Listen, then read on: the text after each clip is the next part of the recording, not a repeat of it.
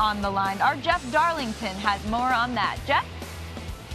Well, Sam, every NFL season as Week 17 kicks off, something is happening behind the scenes that often gets overlooked. It's not as meaningful as playoff implications, not as dramatic as coaching hot seats. But to the players, it is literally worth millions. The deadline is here for them to hit their performance-based incentives.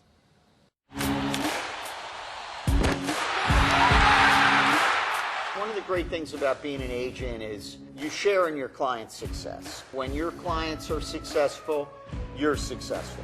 But I'm not trying to start off a negotiation with incentives, but they come in handy to close out a deal. When you get to an impasse with a team to bridge the financial gap, incentives and escalators are often used to do that. And players feel like they're willing to prove it on the field and put their money where their mouth is. The most important time for players to put their money where their mouth is?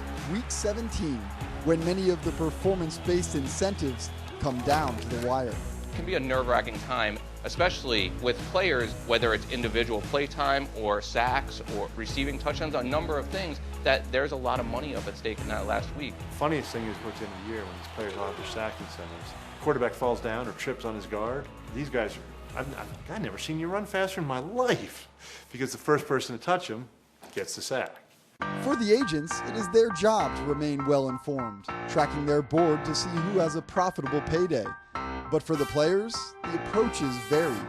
There's a superstition. Some players want to know things, some players don't. You try to keep up with where you guys are as far as tracking their bonuses, what they've hit and what they're getting close to hit throughout the season. Week by week, you kind of update yourself to let players know where they stand. I usually speak to all of my guys after every single game, so if there's anything pertinent that should come up from a contract standpoint, I make sure that they're aware. You have Ben Roethlisberger, who didn't even look at his contract. He just simply focused on playing. And then you had Edgerrin James, who put his contract up on a grid, and after every game saw exactly how close he was getting to the next statistical barrier. As the players become older, they know that I'm superstitious. It's like, a pitcher's got a no-hitter going, nobody tells them they got a no-hitter going.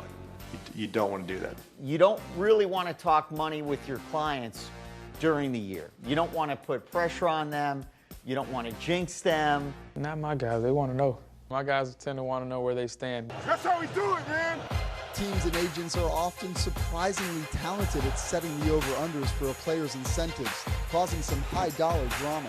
We've had some guys just a few yards away. We've gone back to the league and said, hey, go through this guy's statistics again. And in one case, they found hidden yardage. They changed the stats, and the guy got the money. I might be sitting outside the locker room waiting for a player to come out, and I know in my head that they've just bingoed. And it's worth a big hug when we tell them. It's like someone getting a present under the Christmas tree. It's a joyful reaction. Sometimes players do care, and sometimes they aren't as focused on incentives.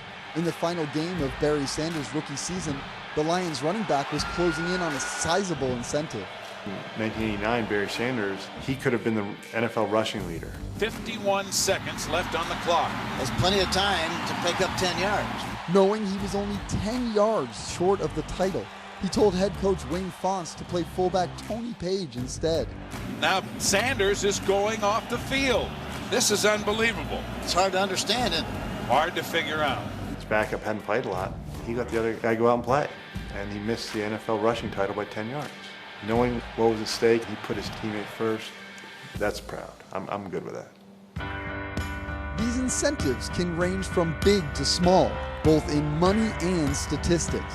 Rob Gronkowski can make $5.5 million in incentives added to his current contract if he makes All-Pro, or 14 or more touchdowns, or 90% play time. So right now, we're paying very close attention because he has a chance to make a very impressive amount of money in incentives.